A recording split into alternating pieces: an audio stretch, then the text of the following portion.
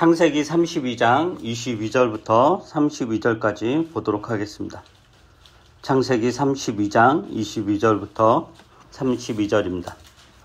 제가 읽겠습니다. 그 밤에 야곱은 일어나서 두 아내와 두 여종과 11 아들을 데리고 야복 나루를 건넜다. 야곱은 이렇게 식구들을 인도하여 개울을 건너보내고 자기에게 딸린 모든 소유도 건너보내고 난 다음에 뒤에 홀로 남았는데 어떤 이가 나타나 야곱을 붙잡고 동이 틀 때까지 씨름을 하였다. 그는 도저히 야곱을 이길 수 없다는 것을 알고서 야곱의 엉덩이뼈를 쳤다. 야곱은 그와 씨름을 하다가 엉덩이뼈를 다쳤다. 그가 날이 새려고 하니 놓아달라고 하였지만 야곱은 자기에게 축복해 주지 않으면 보내지 않겠다고 떼를 썼다. 그가 야곱에게 물었다. 너의 이름이 무엇이냐? 야곱이 대답하였다. 야곱입니다. 그 사람이 말하였다. 네가 하나님과도 겨루어 이겼고 사람과도 겨루어 이겼으니 이제 네 이름은 야곱이 아니라 이스라엘이다. 야곱이 말하였다. 당신의 이름이 무엇인지 가르쳐 주십시오. 그러나 그는 어찌하여 나의 이름 묻느냐 하면서 그 자리에서 야곱에게 축복하여 주었다. 야곱은 내가 하나님의 얼굴을 직접 뵙고도 목숨이 이렇게 붙어 있구나 하면서 그곳 이름을 브니엘이라고 하였다. 그가 브니엘을 지날 때에 해가 솟아올라서 그를 비추었다. 그는 엉덩이뼈가 어긋났으므로 절뚝거리며 걸었다. 밤에 나타난 그가 야곱의 엉덩이뼈에 힘줄을 쳤으므로 이스라엘 사람들은 오늘날까지 짐승의 엉덩이뼈에 큰 힘줄을 먹지 않는다. 지금 이 본문 가지고 여러 번 이제 설교를 하고 있는데 사실 이전 설교를 계속 이제 들어야 이게 지금 어떤 흐름이 이어지고 있구나라고 이해할 수 있을 것 같습니다. 그러나 그럼에도 불구하고 오늘 이 설교 처음 들어도 제가 이해할 수 있게끔 애써서 쉽게 하려고 하니 잘 들어주시기 바랍니다. 그 야곱이 이제 야복강가에서 낯선 사람을 만나서 이제 밤새도록 씨름을 하죠. 새벽이 되도록 씨름이 끝나지 않습니다. 그러니까 승부가 나지 않죠. 그래서 이 낯선 사람은 자기가 야곱을 도저히 이길 수 없다라는 것을 알고서 이제 빠져나와야 되는데 야곱이 놓지 않으니까 야곱의 엉덩이뼈를 칩니다. 그러면 이제 야곱이 놓겠지라는 생각을 했겠죠. 그러나 야곱은 이 낯선 사람을 놓아주지 않습니다. 낯선 사람이 야곱에게 놓아달라고 했지만 야곱은 나를 축복해 주지 않으면 놓아주지 않겠다라고 떼를 씁니다. 그러나 이제 그 낯선 사람이 이제 야곱에게 이름을 물어보죠. 이름을 물어보고 야곱이 내 이름은 야곱이다라고 이야기를 했고 야곱의 이름은 이제 이스라엘로 이제 바꿔줍니다. 이스라엘로 이제 바꿔주죠. 그러자 이제 야곱이 역으로 낯선 사람의 이름을 묻죠. 당신의 이름은 무엇입니까? 그러니까 이제 그 사람이 야곱에게 뭐라고 하냐면은 어찌하여 나의 이름을 묻느냐라고 답하면서 이름을 이야기하지 않죠. 대신에 야곱이 원했던 이제 축복을 이렇게 하죠. 그러니까 지금 상황이 씨름에서 진 낯선 사람은 야곱의 이름을 묻고 야곱이 자기의 이름을 알려주고 야곱의 이름을 바꿔주죠. 이스라엘로. 근데 씨름에서 이긴 야곱은 그 낯선 사람의 이름조차 이제 알 수 없었다라는 거예요. 왜냐하면은 그 사람이 자신의 이름을 알려주지 않았기 때문인 거죠. 그제서야 이제 야곱이 어떤 반응을 보이냐면은 그 30절에 보면은 내가 하나님의 얼굴을 직접 뵙고도 목숨이 이렇게 붙어 있구나 라고 고백을 합니다. 야곱이 어느 시점에 이 낯선 사람이 하나님이다라는 자각을 했는지 모르겠지만 어쨌든 야곱은 자신과 씨름한 낯선 사람이 하나님이시다라는 것을 알게 되죠. 알게 돼요. 그러니까 야곱은 낯선 사람의 이름을 물었고 낯선 사람은 자신의 이름을 알려주지 않았어요. 이름을 안다는 것은 그 사람 정체를 안다는 거거든요. 근데 그래서 야곱은 이 사람의 정체를 알고 싶은 거죠. 그래서 너의 이름 뭐냐? 당신의 이름 무엇입니까? 그랬는데 그 사람은 자기 이름 알려주지 않았단 말이에요. 왜 내 이름 묻느냐? 그랬어요. 그러면은 아예 이제 모른 채로 끝날 법한데 그제서야 어떤 말이 나오냐면은 야곱이 어떤 고백을 하냐면은 내가 하나님의 얼굴을 직접 뵙고도 목숨이 이렇게 붙어 있구나라고 고백을 한다라는 거예요.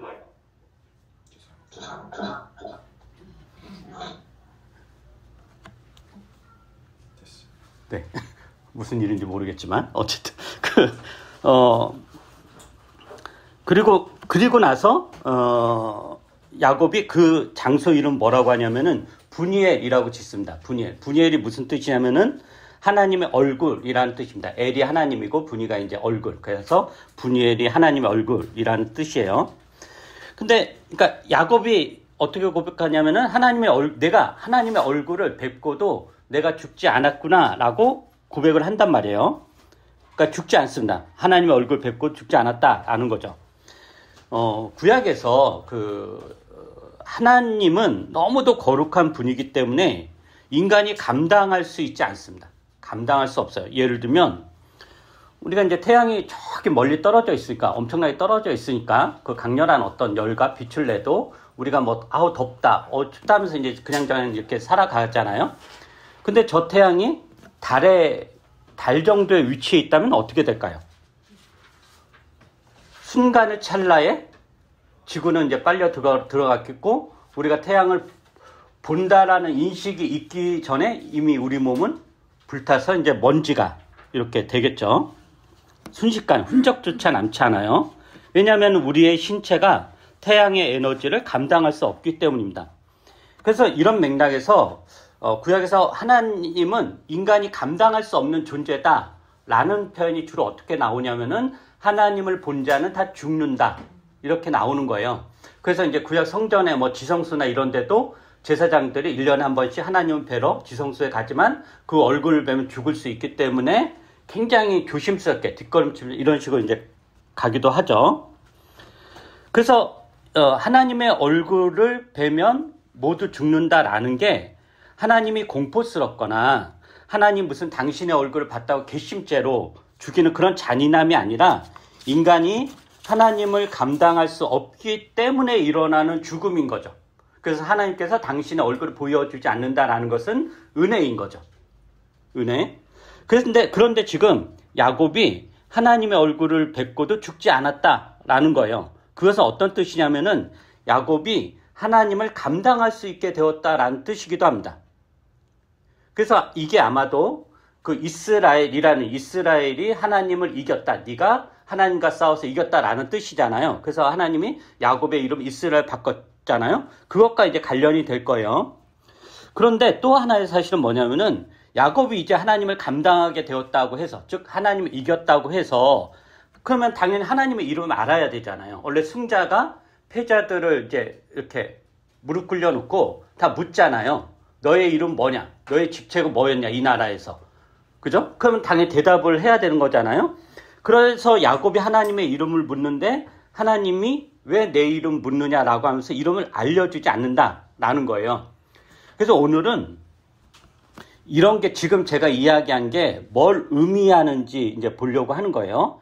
야곱이 하나님의 이름을 물은 게 어떤 의미인지, 그리고 하나님이 당신의 이름을 알려주지 않은 것은 어떤 의미인지, 그리고 야곱이 그 낯선 사람이 하나님이라는 것을 알아차리고 내가 하나님 뵙고도 나는 죽지 않았구나 라고 고백했던 게 뭘 의미하는지, 이런 전반적인 이야기를 좀 해보려고 합니다.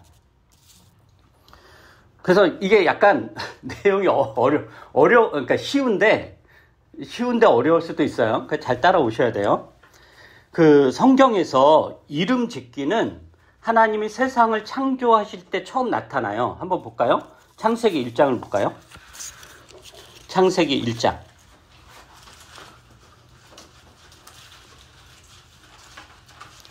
창세기 1장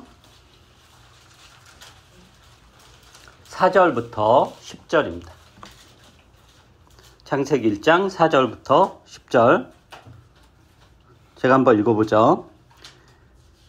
그 빛이 하나님 보시기에 좋았다. 하나님이 빛과 어둠을 나누셔서 빛을 낮이라고 하시고 어둠을 밤이라고 하셨다. 저녁이 되고 아침이 되니 하루가 지났다. 하나님이 말씀하시기를 물 한가운데 창공이 생겨 물과 물 사이가 갈라져라 하셨다. 하나님이 이처럼 창공을 만드시고서 물을 창공 아래에 있는 물과 창공 위에 있는 물로 나누시니 그대로 되었다. 하나님이 창공을 하늘이라고 하셨다. 저녁이 되고 아침이 되니 이튿날이 지났다. 하나님 말씀하시기를 하늘 아래에 있는 물은 한 곳으로 모이고 뭇은 드러나거라 하시니 그대로 되었다. 하나님이 뭇을 땅이라고 하시고 모인 물을 바다라고 하셨다. 하나님 보시기에 좋았다. 자, 봐요. 여기서 이름 짓기가 나오죠. 하나님이 빛과 어둠을 나누셨다. 그래요. 그래서 그 빛을 뭐라고 부르셨다는 거죠? 낮이라고 이름 지었다라는 거예요. 낮이라고. 그리고 어둠을 뭐라고 해요? 밤이라고 이름을 지었다. 그래요. 그리고 이제 뭇을 뭐라고 하냐면은 땅이라고 이름 짓고, 그리고 모인 물을 뭐라고 지었죠? 바다라고 이름 지어요. 그리고 나서 하나님이 보시기에 좋았다라고 하는 거예요. 그러니까 이것을 보면은 이름 짓기는 뭐냐면은 창조의 완성이에요. 하나님께서 어떤 물질을 창조하시고 거기에 이름을 부여한 거잖아요. 그러니까 그러니까 만드신 걸로 그치는 것이 아니라 이것은 뭐다라고 이름을 부여한 거예요. 그러니까 이렇게 부여했다는 것은 뭐냐면은 당신이 창조한 사물을 특별한 존재로 여기셨다라는 의미예요. 그러니까 예를 들면 여러분들이 어릴 때 기억을 해보세요. 진흙 가지고 막 이것저것 이렇게 뭐 인형을 만들 수 있잖아요. 사람 모양. 이렇게 인형을 만들면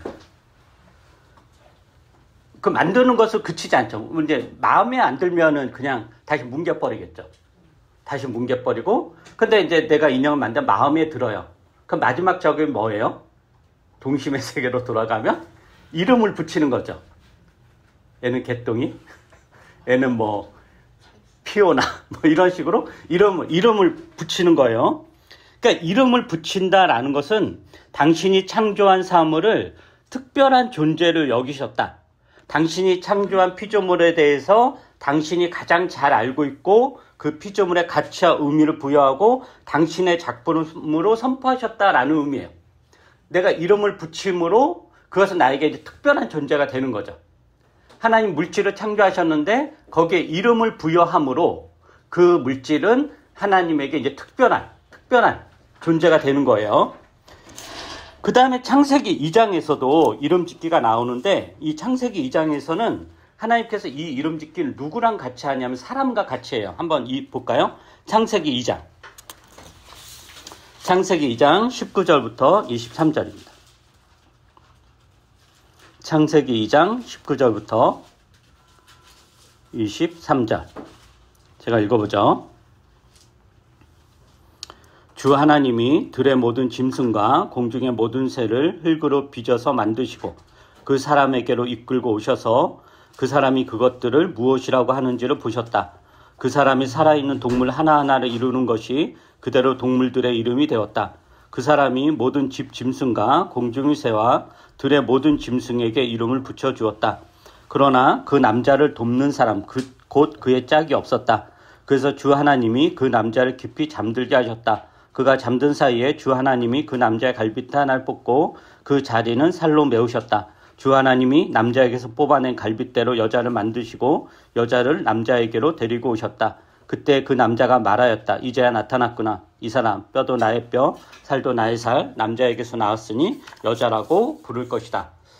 자, 지금 이게 이거를 또 설명하려면 굉장히 긴 시간이 필요하지만 그냥 간단하게 말씀드리면은 지금 하나님께서 당신의 형상대로 사람을 만드셨어요. 사람. 그 사람이 뭐냐? 아담이에요. 그러니까 여기에서 아담은 우리가 흔히 하는 남자, 여자에서 남자 아담을 이야기하는 게 아니에요. 그러니까 아담은 그냥 인류, 사람이에요. 사람. 하나님께서 아담을 창조하셨어요. 그래서 이 첫사람 아담은 남자, 여자로 분화되기 전의 사람이에요. 사람. 그리고 나서 하나님께서 들의 모든 짐승과 공중의 모든 새를 흙으로 빚어서 이제 만드셨다라고 하죠. 그런데 하나님께서 당신이 만드신 짐승들과 새들의 이름을 짓느냐? 이거는 뭐 독수리다, 이건 뭐다라고 짓느냐 하면 짓지 않아요. 원래는 하나님께서 만드신 작품이니까 하나님이 그 이름을 지어야 되죠. 물을 만드신 하나님이 그 모인 물을 바다라고 이름을 지었듯이 이름을 지어야 되는데 하나님이 이름을 짓지 않아요. 이름을 짓지 않는단 말이에요. 그 대신 하나님이 당신이 창조하신 사람, 즉 아담이 당신이 만드신 짐승들과 새들의 이름을 짓도록 하십니다. 근데 이름을 짓는다라는 것은 그 대상에 대해서 온전히 알아야 가능한 거예요. 구약에서. 그래서 하나님께서 모인 물에 대해서 다 아셨기 때문에 바다라는 이름을 지어준 것처럼 첫사람도 하나님이 지으신 짐승들을, 새들을 하나하나 다 알았기에 하나하나의 이름을 지어준다라는 거예요. 그래서 그렇게 함으로 이 첫사람이 어떤 역할을 하는 거냐면은 하나님의 창조를 완성시키는 역할을 하는 거예요. 그리고 나서 하나님께서는 이제 이 사람이 그러니까 남자 여자로 분화되기 전 사람이에요. 이 사람이 혼자 있는 것이 좋지 않다라고 여기고 이 첫사람을 분화해서 남자 여자로 만드셨어요. 그런데 남자와 여자라는 이름을 또 하나님이 짓는 것이 아니라 누가 짓냐면은 분화된 사람 중에 한 명이 지어요. 그게 이제야 나타났구나. 이 사람 뼈도 나의 뼈, 살도 나의 살, 남자에게서 나왔으니 여자라고 부를 것이다 라고 이름을 지어요. 그래서 여기에서 알 수 있는 사실은 뭐냐면은 이름 짓기는 상대방을 온전히 안다라는 거예요. 그리고 상대방을 그냥 아는 것으로 그치는 것이 아니라 상대방을 온전히 아끼고 위한다는 것, 상대방을 온전히 사랑한다는 것과 연결되는 거예요. 우리가 예를 들면 뭐 이런 얘기가 적절할지 모르겠지만 아이가 이제 태어나면 요즘은 어떤지 모르겠지만 요즘 워낙 희한한 시대여서 어떤지 모르겠지만 원래 전통적으로 아이가 태어나면 부모들이나 조부모들이 아이의 이름을 짓죠. 그죠? 근데 대충 짓지 않잖아요. 그죠? 대충 짓지 않고 뭐 점을 치기도 하고 뭐 굉장히 유명한 어떤 이름, 성명학자라고 하나요? 이런 분 찾아가가지고 뭐 짓기도 하고 조상이 막 그런 것들은 그러니까 굉장히 최선을 다해서 이 태어난 아이를 온전히 사랑하고 아끼고 위하는 마음으로 이름을 짓죠. 너는 누구누구다 라고. 근데 이제 만약에 태어난 아기가 뭐 어떤 상황인지 모르지만 만약에 태어난 아기가 너무 꼴보기 싫다면 이름을 지을까요? 이름을 짓지 않을 거예요. 나중에 어쩔 수 없이 등록을 해야 되니까 몰라 그냥 개똥이라고 해 이렇게 이제 하겠죠. 이름을 짓지 않는단 말이에요. 무슨 이름이 필요하냐라고는 쳐다보지도 않을 거예요. 그래서 태어난 아이의 이름을 짓는다라는 것은 그 아이를 받아들인다, 온전히 수용한다, 사랑하고 기대하고 아끼고 위한다라는 것을 선언하는 행위예요. 이름을 짓는다라는 것. 그래서 하나님께서 당신이 만든 피조물에 이름을 부여하거나 혹은 첫사람이 하나님이 만드신 짐승들과 새들의 이름을 짓는다거나 혹은 첫사람이 이제 분화돼서 남자 여자로 이제 구별이 되었는데 그렇게 해서 이름을 짓는다라고 하는 이 모든 것이 결국 어떤 행위냐면은 사랑의 행위예요. 너를 온전히 내가 받아들인다. 너는 나의 것이다. 내가 너를 아끼고 위한다. 책임진다. 이런 의미예요. 그래서 이름을 짓는다라는 것은 상대방을 안다는 것이고 상대방을 안다라는 것은 결국 사랑한다라는 것. 그래서 이름을 짓는다라는 것은 내가 너를 사랑한다. 사랑하겠다. 사랑할 것이다. 라는 어떤 의지와 마음의 표현이자 그런 행동입니다. 이름 짓는다라는 것. 그런데 이제 이게 어떻게 깨지냐면은 이 사랑의 관계가 인간의 죄악과 탐욕으로 인해 깨어지죠. 그래서 이제 이름 짓기가 더 이상 사랑의 행위가 아니라 어떤 행위로 이렇게 변질이 되냐면은 통제와 조종의 행위, 소유의 행위로 변질됩니다. 이름을 안다는 것은 아까도 얘기했듯이 그 대상에 대해 안다라는 것을 의미하잖아요. 그 대상에 대해서. 근데 우리가 타인을 알려고 하는 이유는 뭘까요? 보통 타인을 알려고 하는 이유. 우리가 어떤 사람에 대해서 왜 알려고 할까요? 기본적으로 알아야 대처하거나 대응할 수 있기 때문입니다. 내가 알아야 나의 이득에 이용할 수 있기 때문입니다. 어떤 사람인지 알아야 대비를 하고 이용해 먹을 수 있습니다. 타인과의 경쟁에서 이기기 위해서 반드시 필요한 게 뭐죠? 타인을 알아야 되는 거죠. 나는 최대한 감추고 상대방에 대해서는 최대한 알아야, 나의 패는 감추고 상대방의 패는 알 수 있는 한 알아야 이길 수 있는 거죠. 그래서 상대방에 대해서 알려고 하는 거죠. 국가 간에도 그렇고 개인 간에도 그렇습니다. 나라와 나라에서의 전쟁에서도 이기기 위해서는 뭐가 필요해요? 상대 국가에 대한 정보가 제일 중요하죠. 어떤 무기를 가지고 있는지, 군인이 몇 명인지, 어디에 배치되어 있는지, 전투 능력은 어느 정도인지 이걸 알아야 돼요. 그거 모르는 상태로 무턱대고 공격하는 법은 없습니다. 상대 국가의 국방력이라든가 전투력 등을 충분히 파악한 후에 공격합니다. 그러니까 알려고 하는 이유는 뭐예요? 결국 이기기 위해서인 거죠. 개인 간의 경쟁도 마찬가지예요. 타인에 대한 정보, 타인을 안다라는 것은 결국 타인을 이기기 위해서 가장 중요한 요소고, 이게 이제 현대사회는 더 무한 경쟁의 시대니까 이게 훨씬 더 극단적으로 치닫는 거죠. 타인을 아는 게 얼마나 중요한가. 이게 결국 타인과의 경쟁에서 내가 이겨야 되는가. 그러니까 이제 뭐 이런 그런 상업적인 이런 데서 고객을 우리가 알려고 하는 이유가 뭐예요? 그 고객의 니드라든가 욕구라든가 이런 걸 그래야 이제 돈을 많이 빼낼 수 있죠. 백화점도 그렇고 어느 상점도 그렇고 다. 그러니까 내가 누군가를 안다는 건 다 뭐냐? 그 사람을 위한 게 아니라 내 이득을 위해서 그 아는 게 다 이제 동원이 된다라는 거죠. 근데 이게 하나님과의 관계가 이렇게 변질되었다라는 거예요. 사람은 더 이상 하나님을 사랑하기 위해서 하나님을 알려고 하지 않습니다. 하나님과의 사귐, 하나님과의 사랑을 위해 하나님을 아는 것이 아니라 하나님이 가지신 능력을 내가 소유하고 그 능력을 내가 이용하기 위해서 하나님을 알려고 하는 거죠. 하나님을 믿고 하나님을 알려고 하는 이유가 하나님을 내 손 안에 넣고 통제하려는 거예요. 내 마음대로 하나님을 조종하려는 거죠. 그래서 인간은 모든 종교가 무속적 신앙 이런 거 다 포함해서, 오늘 경문 형제가 없어서 아쉬운데, 어쨌든 인간이 기본적으로 신에 대해 갖는 마음이 뭐냐면은 신을 조종하려는 거예요. 그래서 무속신앙을 포함해서 대부분의 종교에서는 뭐가 있냐면은 신을 달래는 법을 알고 있어요. 신을 달래는 법. 신을 통제하는 방법을 가지고 있다라고 하는 거죠. 신의 노여움을 달래기 위해서 그래서 뭐래요?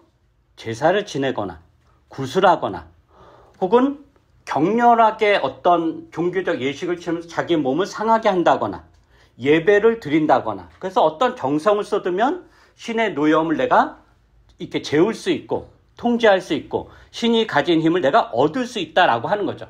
즉 모든 종교는 신을 통제하는 방법을 가지고 있어요. 바다의 신이 노여워하면 바다의 재물을 갖다 바쳐서 그 노여움을 달래고, 그럼 이제 바다의 신이 고기를 많이 가져다 준다는 거고, 비가 오지 않으면은 기우제를 정성스럽게 드려서 그 비를 간장하는 신을 마음을 흡족하게 해서 비를 많이 오게 한다던가, 동자 신이 삐지면 어떻게 해야 돼요? 아이신, 맛있는 거. 그래서 이런 굿 이런 데 보면 사탕 이게 알록달록 하잖아요. 그 동그란 알록. 그게 다 이 어린 신인데 어려. 잘 삐져. 그 삐진 신을 뭐 사탕이라도 물려줘야 되는 거 아니에요?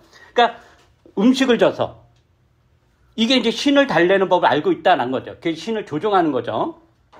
그러니까 그 신에 대해서 안다는 게 뭐예요? 그 신과의 사랑이 아니죠. 그 신과의 사랑이 아니라 그 신이 가진 능력 어떻게든 우리가 뽑아 먹을 수 있을까라는 맥락에서 그 신을 안다는 것이고, 그래서 그 아는 것을 가지고 신을 이제 조종하는 거죠. 자, 봐요. 그럼 누가 더 강한가요? 신이 강한가요? 사람이 강한가요?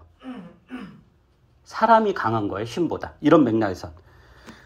능력은 신이 더 있지만 그 신을 조종하는 능력을 인간이 가지고 있기 때문에 인간이 더 강한 거예요. 예를 들면 거대한 사자와 그 사자를 조련하는 조련사를 생각을 해봐요. 딱 대놓고 보면 누가 더 세고 누가 더 치명적인 무기를 가지고 있어요? 당연히 사자죠. 사자가 훨씬 더 몸집도 크고 날카로운 손톱, 발톱, 그 힘, 그리고 빠르기, 덩치, 그리고 이 가죽의 어떤 두께, 이런 것들. 사자입니다. 사자가 힘이 훨씬 더 세요. 덩치도 크고, 그러니까 사람을 압도하죠. 그러나 여기서는 사자는 사람을 잘 모르죠. 그죠? 근데 사람은 뭐예요? 사자를 알아요. 어떻게 사자를 달랠 수 있는지, 사자가 하나면 어떻게 하면 저 알을 재울 수 있는지, 알을 내지 않고 그냥 가만히 있으면 어떻게 알을 돋굴 수 있는지를 사람은 알죠. 즉 사자를 조종하는 방법을 알아요. 그래서 힘은 사자가 더 세지만 강한 건 누가 더 강하냐? 사람이 더 강하다라는 거죠. 지금 이 이야기하는 이유는 뭐냐면은 우리가 하나님에 대해서 계속해서 이런 관계를 맺으려고 한다라고 하는 거예요. 하나님과의 관계에서 하나님을 알고자 하는 이유가 뭐냐? 하나님을 조종하려고 하기 때문이에요. 소위 이제 그런 책들 있잖아요. 하나님을 기쁘게 하는 법. 하나님을 기쁘게 하는 100가지 방법. 뭐 그런 게 실제로 있는지 모르겠지만 그런 유의 책이나 그런 유의 신앙이 어떤 방향, 그 방향이 뭐냐면 결국 하나님을 이용하겠다라는 거예요. 하나님이 가진 힘을 내 마음대로 조종하고 이용하기 위해서는 어떻게 해야 돼요? 하나님을 어루고 달래야 돼요. 그렇게 하나님을 이용하는 거, 어떻게 잘 이용하는 거, 이것을 신앙이라고 합니다. 지금 제가 그게 신앙이란 뜻이 아니라 소위 어떤 그 신앙이다라고 이야기한다는 거예요. 그리고 이제 그렇게 자기의 뜻대로 하나님이 움직이지 않으면 어떻게 해요? 불평하고 불만을 터뜨리죠. 뭐 이런 하나님 다 있나? 이렇게. 그러니까 조련사가 사자가 자기의 의도대로 움직이지 않으면 정규봉이나 채찍으로 사자를 협박하듯이 우리도 하나님에 대해서 그렇다라는 거예요. 그러니까 그런 관계에서 하나님은 사랑의 대상이 아니라 그저 로봇 기계에 불과하죠. 내 마음대로 작동해야 하는 로봇 기계입니다. 그리고 내 마음대로 작동하지 않으면 그 로봇을 우리가 때리고 망치로 부수고 분해하고 그런 관계가 하나님과 인간의 관계다라는 것. 이게 굉장히 잘못된 관계죠.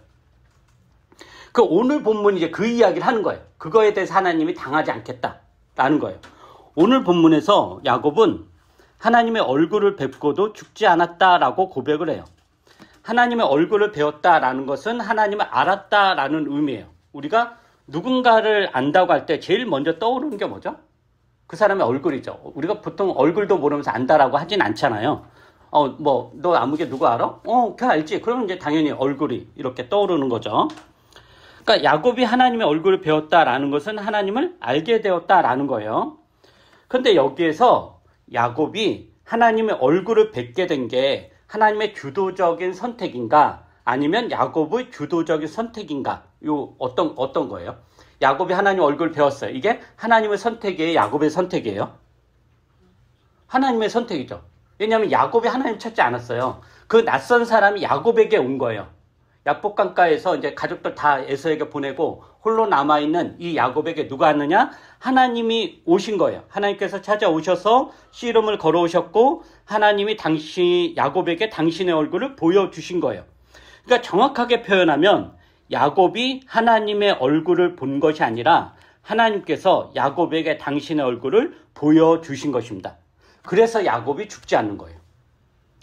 왜냐하면은 하나님께서 야곱에게 당신의 얼굴을 보여주신 것은 당신의 능력이 얼마나 대단한가를 보여준 것이 아니라 야곱에 대한 당신의 사랑을 보여주신 것이기 때문입니다. 사람이 하나님을 찾아서 하나님 얼굴을 보여주세요라고 할 때는 그 사람이 구하는 건 뭐냐면은 사랑이 아니라 하나님의 능력이에요. 그래서 그 이스라엘 백성 출애굽 거기에서 보면 그 모세에게 하나님을 보여주십시오 할 때 내가 나를 보여주면 너희 다 죽는다. 근데 그 이스라엘 백성 하나님 보여달라고 하는 것은 하나님과 사랑의 관계가 아니라 뭐였죠? 하나님이 우리를 이끌어와서 우리 책임져야 되고 바로 그 이집트에 있었던 신들보다 더 세야 되죠. 하나님이 자기들이 생각한 어떤 더 강력한 어떤 파워, 힘을 요구하는 맥락에서 하나님을 보여달라라고 한 거죠. 그럴 때 죽는다라고 하는 거예요. 그런데 야곱이 죽지 않은 것은 야곱이 요구한 게 아니라 하나님이 찾아오셨고 사랑의 관계로 이제 찾아오셨기 때문이다라는 거예요. 그러니까 아담과 하와가 에덴 동산에서 하나님의 얼굴 늘상 대했잖아요. 늘 소통이 있었죠. 아담과 하와는 하나님의 얼굴 늘상 뵀잖아요. 그러면서도 죽지 않고 살 수 있었던 이유는 뭐냐면은 그 관계가 사랑의 관계, 사귐의 관계였기 때문이고 지금 하나님은 야곱과 사랑의 관계, 사귐의 관계를 맺기 위해서 당신의 얼굴을 보여주신 것이고 그러기에 야곱은 죽지 않은 것입니다. 그런데 이제 더 나아가서 야곱이 뭘 하냐면은 하나님의 이름을 묻죠. 그죠? 하나님이 당신의 이름이 무엇입니까? 물어요. 그러니까 하나님이 야곱에게 당신의 이름을 알려주지 않습니다. 이제 이 이유를 아시겠죠? 이 맥락에서. 하나님께서 당신의 이름을 알려주지 않은 것은 야곱이 하나님의 이름을 묻는 의도를 아셨기 때문이에요. 지금 야곱이 이 낯선 사람과 밤새도록 씨름을 한 이유는 뭐예요? 축복을 받기 위해서죠. 근데 야곱에게 축복은 뭐예요? 어쨌든 이 세상에서 부귀영화를 누리고 에서를 이기고 뭐 어때 그런 거 아니에요? 그 축복을 받기 위해서 있단 말이에요. 근데 그 축복은 자기가 가지고 있지 않고 하나님이 가지고 있어요. 그래서 야곱이 하나님의 이름을 묻는 것은 하나님을 소유해서 내 뜻대로 조종하겠다라는 표현인 거예요. 하나님과 사랑하기 위해서 하나님의 이름을 묻는 것이 아니라 하나님을 조종하고 축복을 어떤 자동 판매기로 만들기 위해서 하나님의 이름을 묻는 거죠. 그래서 하나님께서 당신의 이름을 알려주지 않은 거예요. 하나님을 로봇 기계처럼 자기 마음대로 이용하고 조종하고 부릴 수 있는 대상으로 여긴다면 하나님은 당신의 이름을 결코 알려주지 않을 거다라는 거예요. 즉 하나님은 이런 방식으로는 그의 백성들과 그 어떤 관계도 갖지 않을 것입니다. 그래서 당신의 이름을 알려주지 않습니다. 그러면 언제 알려주시나요? 언제 당신의 이름을 알려주시나요? 그 백성과 사랑의 관계를 맺을 때입니다. 하나님은 사랑의 관계 이외에는 사람들에게 당신을 알려주지 않기로 작정하셨습니다. 이 말은 사랑의 관계로만 당신의 백성을 알기로 작정하셨다라는 뜻이기도 합니다. 그 구약에서 그 선지자들이 이스라엘 죄악을 지적할 때 자주 했던 표현이 뭐냐면은 사사기에서도 그렇고 너희가 하나님을 알지 못한다였어요. 너희가 하나님을 알지 못한다. 근데 여기에서 하나님을 알지 못한다라는 것이 정보나 지식 차원에서 알지 못한다라는 것이 아닙니다. 왜냐하면은 태어날 때부터 하나님에 대해서 이스라엘 백성들 배우잖아요. 율법과 여러 가지 것들을 통해서. 그렇게 배우는데 이스라엘 백성들이 정보나 지식 차원에서 하나님을 모른다라는 건 말이 안 되죠. 그런데 예언자들이 이스라엘 죄악을 지적할 때 너희들은 하나님 모른다. 계속해서 하나님 알지 못한다 하는 거예요. 이 말은 뭐냐? 하나님과 사랑의 관계에 대해서 무지하다, 알지 못한다라는 거죠. 즉 하나님을 이용해 먹으려고만 했지 하나님과 사귐의 관계를 갖지 않는 것입니다. 그래서 이스라엘 백성은 하나님을 알지 못하고 하나님도 이스라엘 백성을 알지 못하죠. 그래서 늘상 선지자들이 이스라엘 백성들에게 죄악을 할 때 너희들은 하나님 알지 못한다라고 하고 또 반대로도 하나님도 나는 너희들을 도무지 알지 못한다. 나는 너희들을 알지 못한다라고. 즉 사랑의 관계가 파괴된 거죠. 이런 맥락에서 신앙이란 뭐냐? 하나님을 어떤 정보나 힘, 나에게 무엇을 가져다 주는 대상으로서 알고 믿는 것이 아니라 사랑의 관계로서 하나님을 알고 믿고 의지하는 것입니다. 그리고 하나님은 사랑이 아니고서는 당신을 알리지 않으시며 사랑이 아니고서는 사람을 알려고 하지 않으십니다. 우리가 아무리 하나님의 능력을 구하고 하나님이 가진 힘을 추구한다고 하더라도 그것이 사랑의 관계가 아니라면 하나님은 응답하지 않을 것이고 철저하게 당신을 숨기실 것이고 감추실 것입니다. 그러나 사랑의 관계에서는 당신을 마음껏 드러내십니다. 사랑의 관계를 위해 하나님은 당신을 우리에게 맡기시고 당신의 이름을 드러내시고 당신의 얼굴을 알려주시고 당신을 개방하심으로 역설적으로 굉장히 취약해지시는 거죠. 하나님은. 그러기에 우리로 인해 하나님은 슬퍼하시고 상처받으시고 고통당하시고 마음 아파하십니다. 눈물을 흘리시고 웃으시고 때로는 기뻐하시고 화내시고 삐지기도 하시고 수줍게 손을 내밀기도 하십니다. 우리를 사랑하시게 그 어떤 일이 닥쳐도 우리를 떠나지 않고 함께 하십니다. 이게 하나님이 원하는 관계입니다. 마지막으로 요한일서를 지금 나온 내용의 어떤 그 총체적인 이야기일 것 같은데 요한일서 한번 읽고 설교 마치도록 하겠습니다. 요한일서 4장입니다. 요한일서 4장 7절부터 16절입니다. 한번 다 같이 한번 읽어볼까요? 요한일서 4장 7절에서 16절.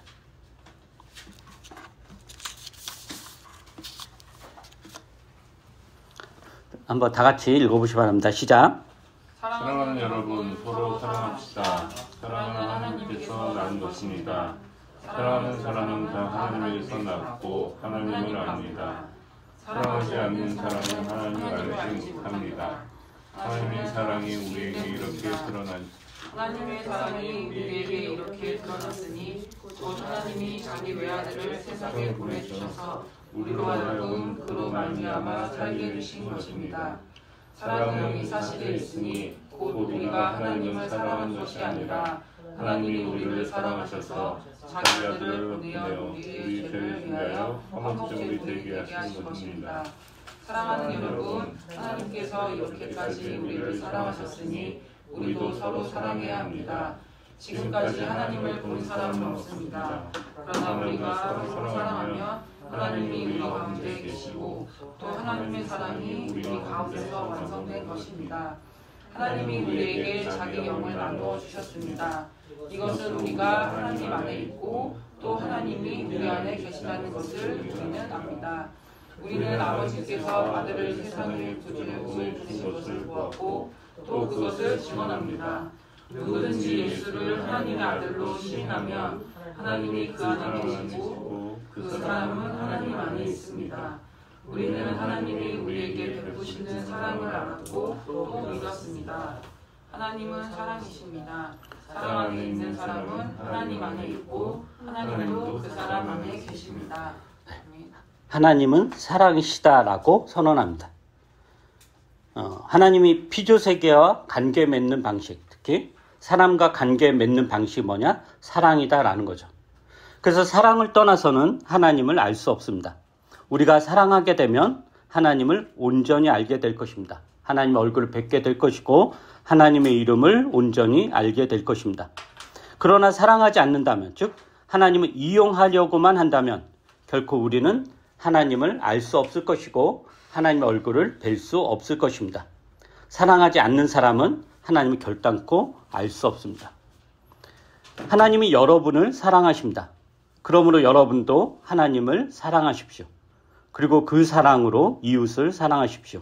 그렇게 되면 우리는 하나님을 충분히 알게 될 것입니다. 기도하겠습니다.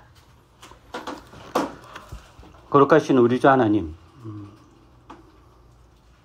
하나님께서 세상을 창조하시고 당신을 드러내시기로 작정하신 이유는 사랑 그 하나입니다. 그러기에 하나님은 당신의 무력을 사용하지 않으시고 우리를 늘 애타하시고 마음 아파하시고 상처받으시고 그러나 포기하지 않으시고 끝까지 우리와 관계를 만들어 가기 위해서 애를 쓰십니다. 그래서 야곱을 찾아오셨고 야곱과 밤새도록 씨름을 하셨습니다. 어쩌면 우리 인생이 늘 평생을 하나님과 씨름을 하면서 하나님의 얼굴을 뵙는 가정이 아닐까라는 생각을 해봅니다. 우리가 신앙의 방향을 어디에서 잡고 있는지, 어느 방향으로 가고 있는지 오늘 말씀을 통해서 다시 한번 돌아볼 수 있도록 도와주시옵소서. 우리가 하나님을 사랑하는지, 사랑한다면 그 증거가 무엇인지, 하나님으로 인해 우리가 기뻐하고 슬퍼하는지 이런 것들을 살필 수 있도록 은혜를 베풀어 주시옵소서. 이런 게 오히려 훨씬 더 낯설고 어떻게 해야 될지 모릅니다. 오히려 하나님을 힘으로 여기고 하나님이 가진 것을 쟁취하고 빼앗는 방식의 신앙은 우리에게 너무도 익숙해서 그것은 잘할 수 있지만 사랑의 관계는 우리에게 아직도 어색하고 낯설고 쉽진 않습니다. 그러나 이것이 옳은 길이기에 우리가 갈 수 있도록 은혜를 베풀어 주시고 지금 머리 숙여 기도하는 이 교우들이 그 사랑의 대열에 온전히 들어가서 하나님과 충만한 사랑의 관계를 누릴 수 있도록 은혜를 베풀어 주시옵소서. 감사드리며 예수님 이름으로 기도합니다. 아멘.